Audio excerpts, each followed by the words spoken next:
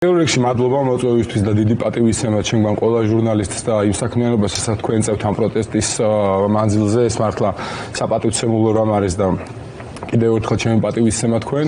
ხო, რაც შეეხება პროტესტს, თეატრიდან მსახიობები, როგორც იცით, უკვე რამდენი ხანია გაფიცულები ვართ, დაახლოებით იგივე მიმართულებაა ჩემს სამეწარმეო საქმიანობასთან დაკავშირებით. არ ვაპირებ არც ერთ ღონისძიებაში და უკვე ძალიან ბევრი მეწარმეა ასეთი, ვინც არ აპირებს მერიის მიერ ორგანიზებულ აიმე ღონისძიებაში მონაწილეობის მიღებას.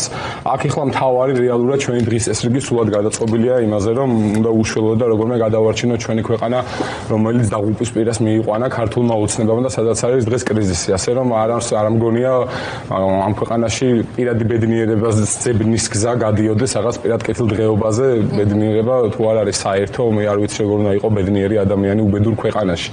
ამიტომ ჩემი დღის წესრიგი სულად ამით არის სავსე ამ პროტესტით და აქციებით, რომელიც იმართება ჩვენს ქვეყანაში. გიორგი, სხვა შორის თბილისის მერმა თვალწინ აიფარა ამ ნაძვისხის ანთების ამ პროცედურასთან დაკავშირებით ბავშვები, რომლებიც იქ არ იყვნენ და მეწარმეები, რომლებსაც თქვა რომ აი მეწარმეებს რამხელა ზიანს აყენებენ, რომლებიც იქ უნდა გაყიდულონ თავის ნივთებიო. ამასთან დაკავშირებითაც რო გითხრათ თქვენი აზრი, იმიტომ რომ უარი თქვით ხო? ხო, ასობით იყო ასეთი. ხო, ან ზიანს თუ იმ აყენებს დღეს რაიმე სახით ქართულ სახელმწიფოს, როგორც უკვე აღნიშნა, ეს არის ქართული ოცნების არალეგიტიმური ხელისუფლება, რა ზიანზე უნდა ილაპარაკონ ადამიანებმა, რომლებიც არბევენ ხალხს, აწამებენ და დღეს უყურებდი კიდე სტუდია მონიტორის სიუჟეტს, რომელსაც უბრალოდ ბოლომდე ვერ უყურე, გულმა არ გამიზლდა. ეხლა ამის იქით საუბარი იქ მეწარმეებზე მიყენებულ ზიანზე, ნუ წარმოუდგენელი ამბავია, თან როცა ამას საუბრობს ავტორი ამ ძალადობის ერთ-ერთი სხვათა შორის ერთადერთი ადამიანი, ვინც ორივე ხელისუფლების დროს ძალადობას და დარბევას ემხრობოდა, ის სწორედ ბატონი კახიკალაძეა.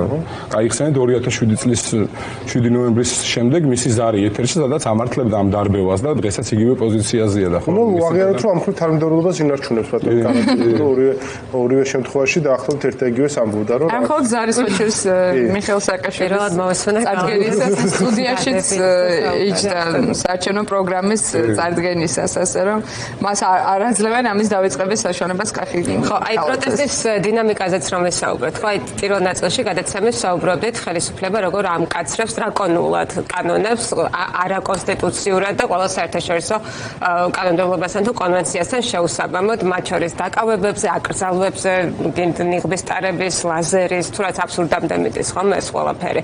როგორ შთაბეჭდილება გაქვს შენ? რამდენად შეიძლება ასეთმა აქამდე რაც ნახეთ, არამც თუშის, არამედ პირიქით მათ მობილიზებას იწვევდა, ხო, ეს ხალხში.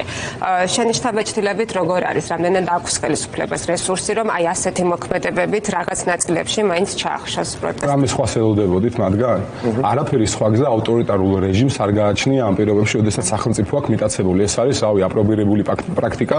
ყველა, აი, რო გადახედოთ ბელორუსიაში, მაგალითად, როგორც ცდილობდნენ პროტესტთა ბრძოლას, უკრაინაში, როგორც ცდილობდნენ პროტესტთა ბრძოლას და ყველა სხვა ქვეყანაში, ეს არის ერთადერთი გზა ავტორიტარიზმის. დაპატიმრება, დაჭერა, კანონის გამკაცრება, უბრალოდ ვერ იაზრებენ ერთადერთ რაღაცას, რაც ყველაზე მნიშვნელოვანია, ხო? ჩვენი ქვეყნის დამოუკიდებლობის ისტორიის მანძილზე იყო ზვიადი, იყო შევარდნაძე, იყო მიშა, იყო ბიძინა. არასდროს ქართველი ხალხი ესე გაერთიანებული უმეთაურად და ულიდეროდ არ ყოფილა. დღეს ხალხი გაერთიანებულია იდეის გარშემო, იდეა, რომელიც არის ამ ქვეყნის თავისუფლება, დამოუკიდებლობა და ევროპული მომავალი. შეიძლება დააჯარიმო რიგითი აქციაზე მოსული ადამიანი, დაიჭირო, ცემო, აწამო, მაგრამ ვერ დაიჭერ, ვერ დააჯარიმებ, ვერ აწამებ იდეას, ხო?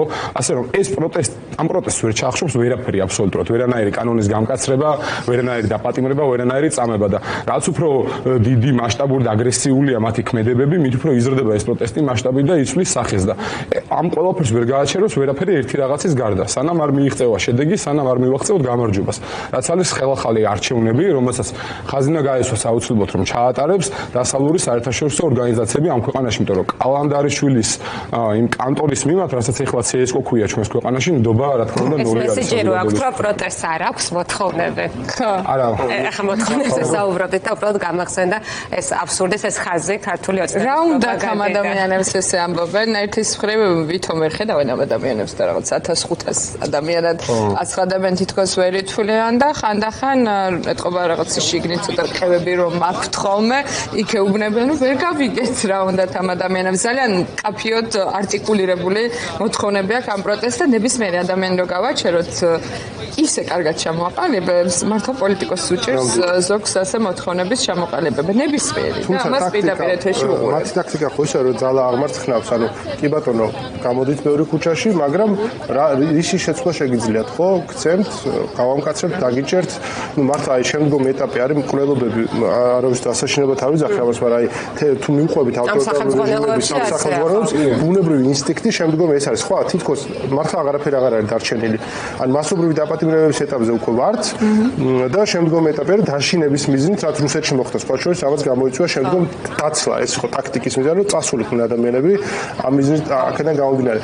აი, როცა ვადარებთ საქართველოს, ბელარუსს ან რუსეთს, აქვს თუ არა საქართველოში ავტორიტარულ ხელისუფლებას რესურსი ჩვენი სოციალური მოწყობის პირობებში, ხო, ჩვენ პატარა ცოტანი ვართ შედარებით, რომ ამგვარი რეჟიმი ჩამოაყალიბოს ქვეყანაში. საერთოდ თითქოს მივდივართ ხელისუფლება ამას ასხიოს, მაგრამ შესაძლებელი არის თუ არა. უკრაინაშიც არ იყო ამისთვის რესურსი 50 მილიონიანი სახელმწიფოში, სადაც ჩაიყვანეს რუსეთიდან სპეცრაზმი. დიდი მხარდაჭერა ქონდა იანუკოვიჩს, ვიდრე ახლა მხარდაჭერა ქონდა და ის ბერკუტის წარმომადგენლები ნახევარზე მეტი რუსები იყვნენ და ეხლა საქართველოში ეს ყველაფერი სადაც ნიღბის იქით ადამიანებს უცნობთ ჩვეულებრივად ეს იქნება ვიღაც ბუბუკა თუ ვიღაც სხვა მოძალადე ტიპის კლასელები რა უწერდნენ ადამიანს ჰაბიტუსითაც ცნობ. რა თქმა უნდა, ახლობელ ადამიანს იცნობ ნიღბითაც და ყველაფრითაც იცნობ. ჭდილით. ხო, ასე რომ არ მგონია მათმა ნაბიჯებმა რაიმე შედეგი გამოიყოს. ნუ ფაქტია ეხლა დაიწყეს ამათმა თავის დროზე და ძალიან დიდი ხნის წინ თავიანთ ჭკუაში საქმე წინ წაიგდეს და დაიწყეს ევრომაიდანის გაშავება, ხო?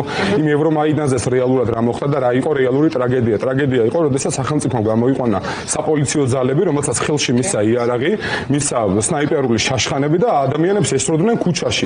და თუ ევრომაიდანი გვაშინებ, გამოდის რომ გვაშინებ იგივეთი, რაც გააკეთა იქ ხელისუფლება უნდა. თუ ევრომაიდანს ადარებ ამ ვითარებას, გამოდის რომ შენც იანუკოვიჩი ხარ, ხო? ხო.